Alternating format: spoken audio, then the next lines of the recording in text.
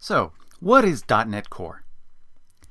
At its heart, .NET Core is a general-purpose development platform maintained by Microsoft and the .NET community on GitHub. The vision for Core is that it is cross-platform, today supporting Windows, Mac OS, and Linux, iOS, and Android, as well as the cloud and IoT things near you. So the way Microsoft describes it, .NET Core provides flexible deployment. You can include the runtime and frameworks in your app or install them side by side, either user or machine-wide. It's also cross-platform. It runs on Windows, Mac OS, and Linux, and it can be ported to other operating systems. The supported operating system, CPUs, and application scenarios will grow over time, provided by Microsoft, other companies, and individuals. It really is a rich environment for spreading throughout all of the devices and platforms that we use. It includes command line tools. So all of the, quote, product scenarios can be exercised at the command line. This is a great feature even if you're a GUI kind of developer, because it supports many ways of automating project builds and various other development tasks, all part of DevOps. It's compatible.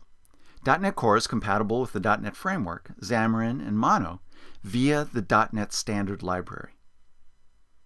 And it's open source. The .NET Core platform is open source. It uses the MIT and Apache 2 licenses.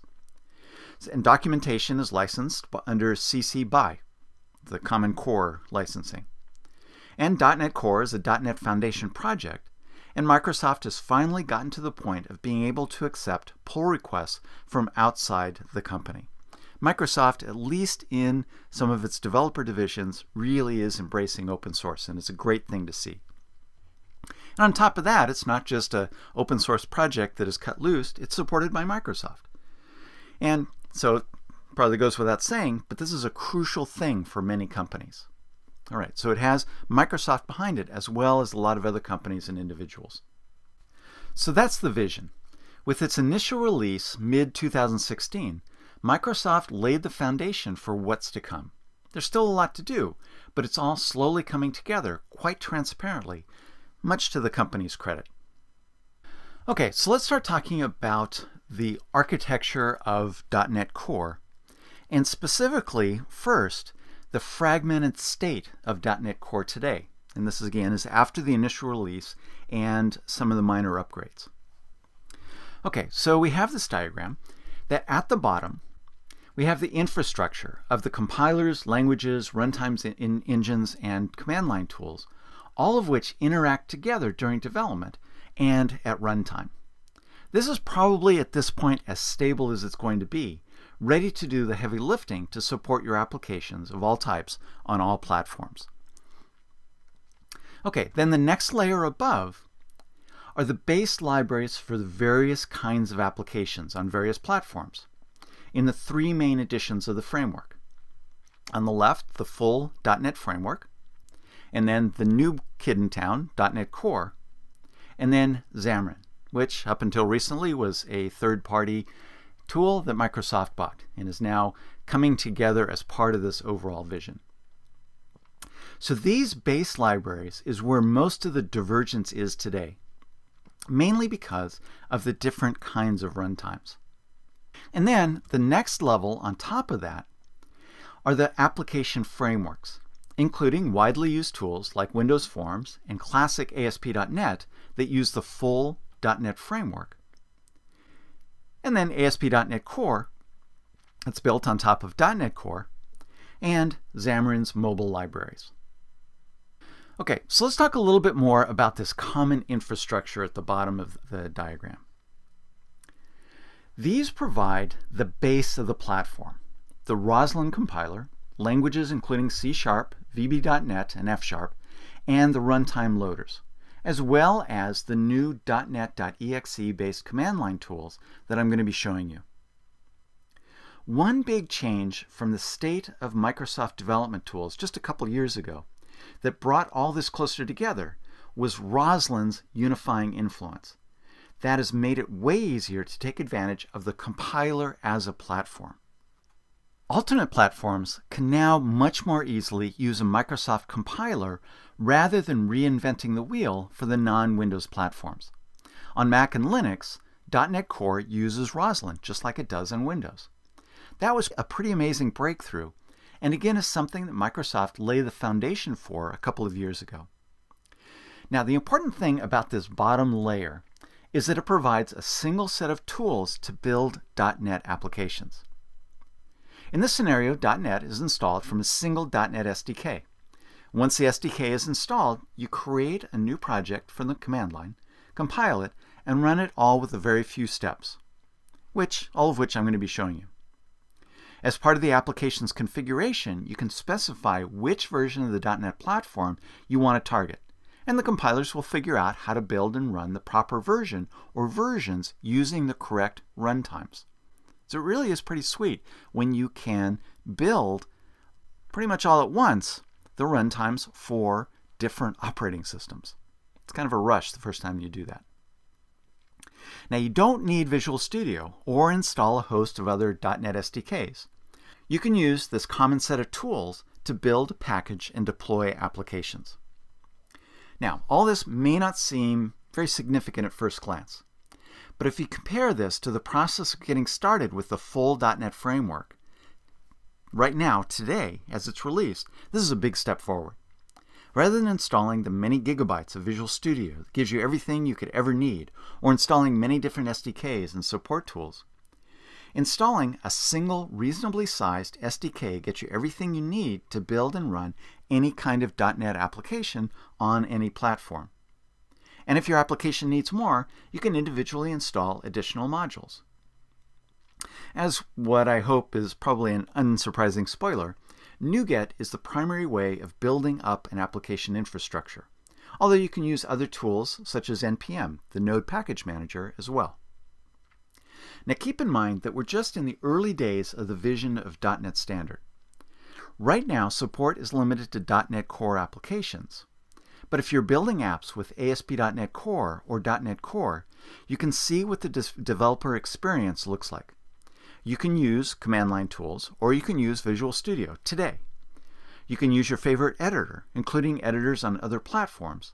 And, as I mentioned, Visual Studio Code is an emerging star on multiple platforms. But Visual Studio still provides the richest environment for .NET development.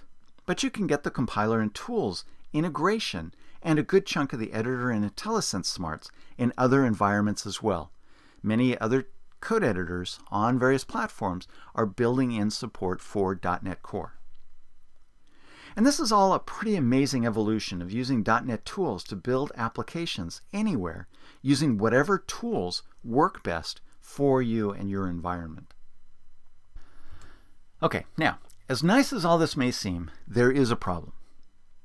In the current state of .NET, there are a lot of different yet similar .NET runtimes. There's the full framework .NET library, the .NET Core library, and there's Mono that's used for mobile and Mac development with Xamarin. Then there are various older libraries like Silverlight and older Windows Phone versions.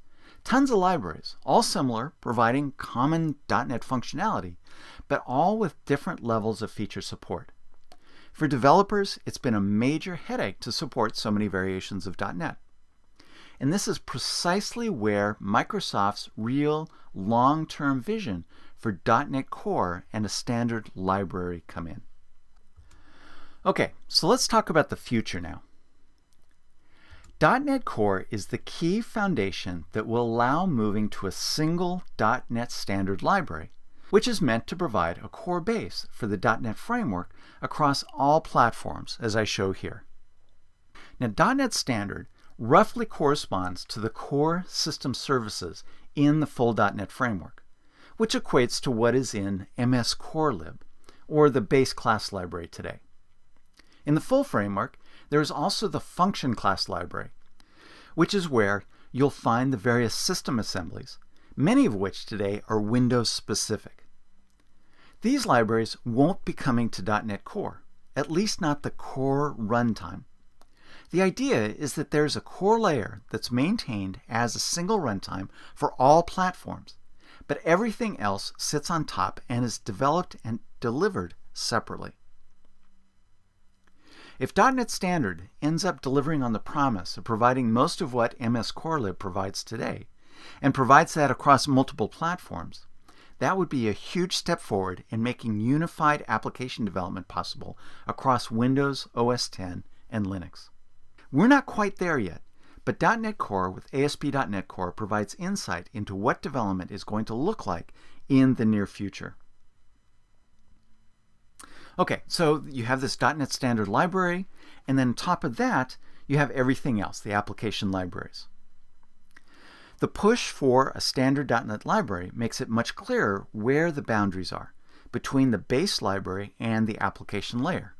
So the base library I have in red or pink, whatever color that is, and then the application libraries are in the blues.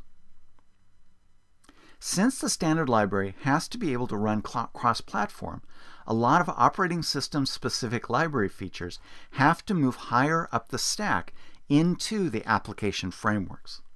And frankly, I think this is probably what Microsoft had the most trouble with, because they were taking the .NET framework, which was originally developed and conceived as a Windows-specific API, essentially. In fact, in its early days, people talked about it as the new Windows API. And so there is so much Windows-specific technology built and baked deeply into the .NET framework, and they had to separate all that out and make decisions about what to put in .NET Core and what to leave to the application libraries. Okay, so to make this painfully clear, what the .NET Standard Library provides is basically what we today call the base class library, the BCL, the stuff in MS Core Lib. Additional features that traditionally were part of the function class library, or FCL, have to move up to the specific framework or application layers. For the full .NET framework, this includes common application frameworks that we use to build desktop and server applications. And that includes WPF, WinForms, console applications, services, and ASP.NET applications, specifically ASP.NET that runs on IIS. Okay, so what about the full .NET framework?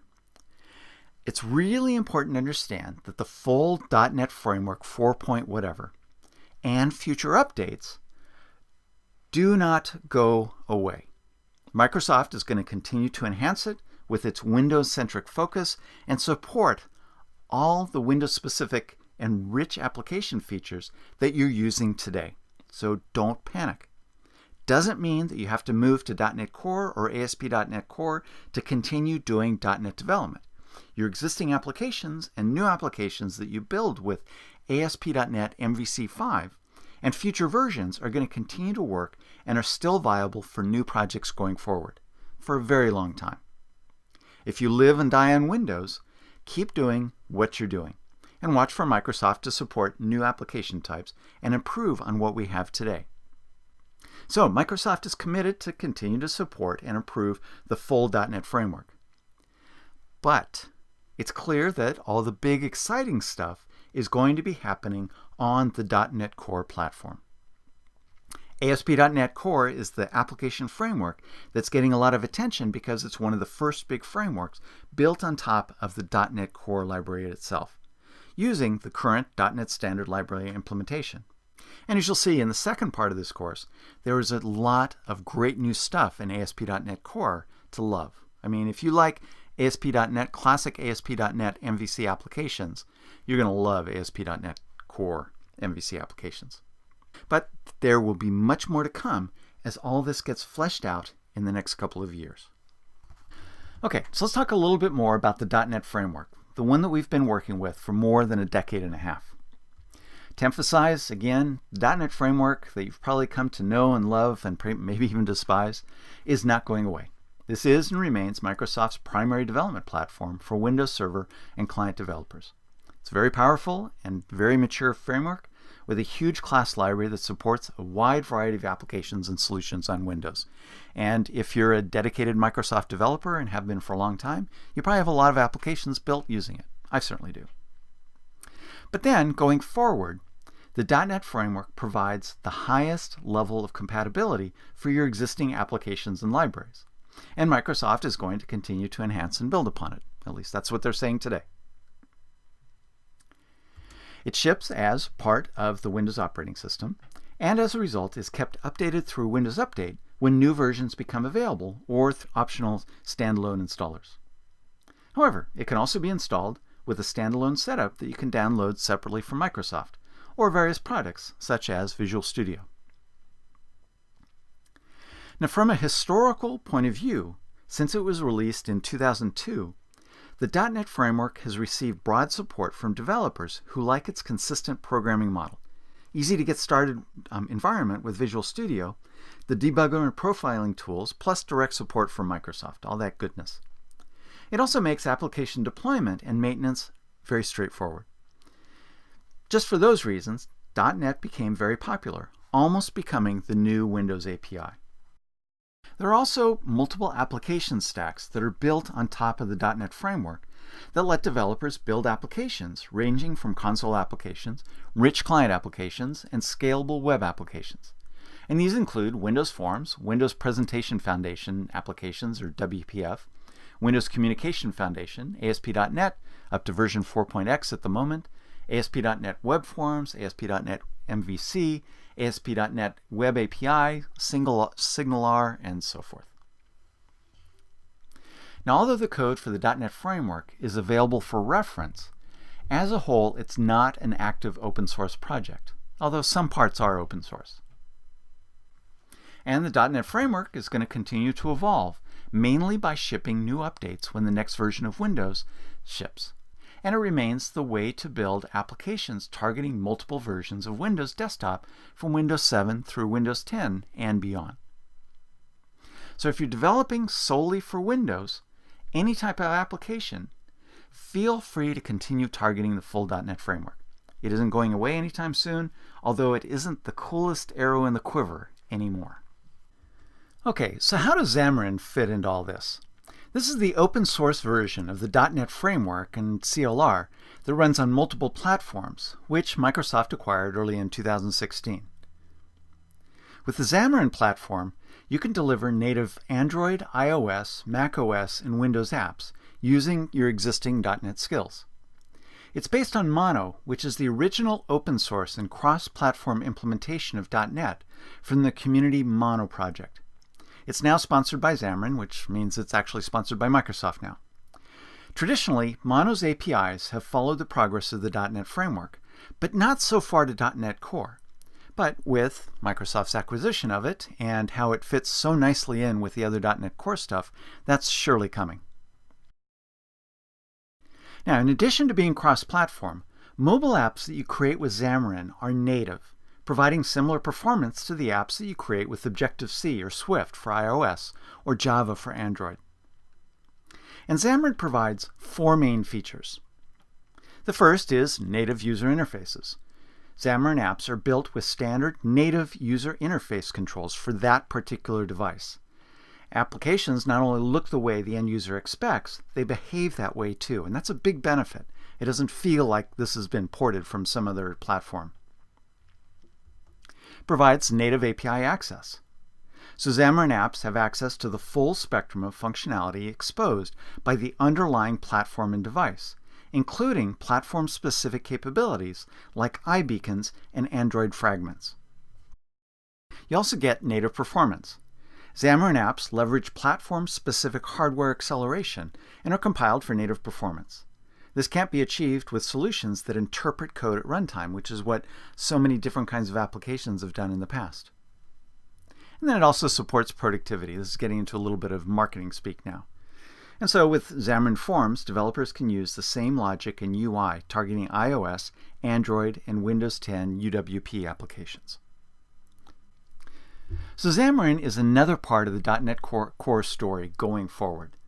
A separate part for now, but it's going to become a more formalized application library over time based on the .NET Standard Library.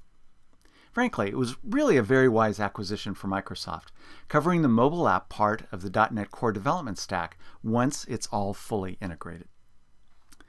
Okay, so with all of those other flavors of .NET, how exactly does .NET Core fit in? Well, .NET Core, it's a new version of .NET that's cross-platform, open source, and modular. A .NET platform for creating modern web applications, services, libraries, and console applications that literally run everywhere, at least Windows, Linux, and Mac OS. Now, unlike the full .NET framework, which is a single package installation, system-wide, and Windows-only runtime environment, .NET Core is about decoupling .NET from Windows. That's the biggest thing that it's doing, which allows it to run on non-Windows environments without having to install a giant 400 meg or bigger set of binaries. Plus, the ability to deploy applications supporting side-by-side execution of different versions of the framework. Basically, the .NET Core platform is packaged and installed in a different way. Instead of being part of the operating system, .NET Core is composed of NuGet packages and is either compiled directly into an application or put into a folder inside the application. This means applications can carry .NET Core with them, letting them coexist completely side by side on the machine. And .NET Core consists of a common language runtime, as well as extensive class libraries. Rather than a large .NET Framework class library, though, .NET Core features a modular collection of libraries. This lets you include just the libraries that your application needs without the overhead of including those that you don't need. So your application can have a much smaller footprint. And this is another feature of .NET Core that is really huge, because the .NET Framework really is getting pretty huge at this point. Now, there are a number of benefits of .NET Core as compared to the .NET Framework. So the first is that it's cross-platform. Currently supports the three main operating systems, as I've mentioned, Linux, Windows, and OS X. There are other operating system ports in progress, such as FreeBSD. The nice thing here is that .NET Core libraries can run unmodified across the supported operating systems. The apps have to be recompiled for each environment, though, given that apps use a native host. It's open source. .NET Core, it's all available on GitHub.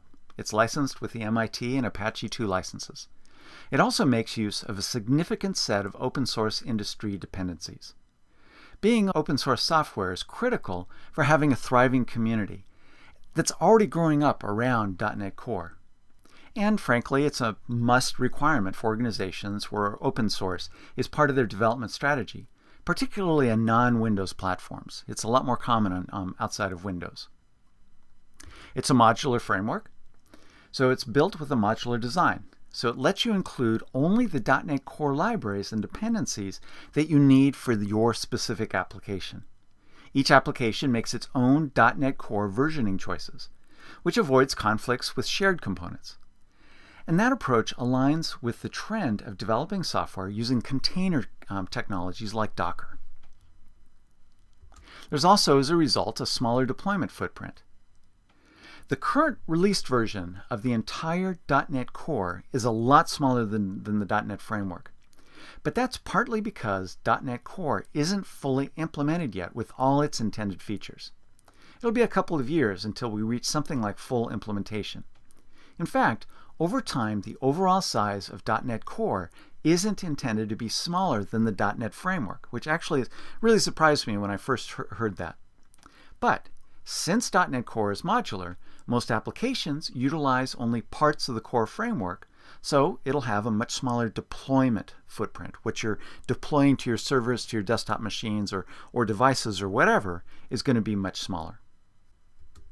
And then it's also going to benefit from faster release cycles. This modular architecture, plus its open source nature, let Microsoft provide much faster release cycles at a very granular level, even to the level of NuGet packages, compared to the slow release cycles from larger monolithic frameworks like the full .NET Framework. This approach allows a much faster innovation pace for Microsoft and the open source .NET community than what was traditionally possible with the .NET Framework that was all handled internal within Microsoft.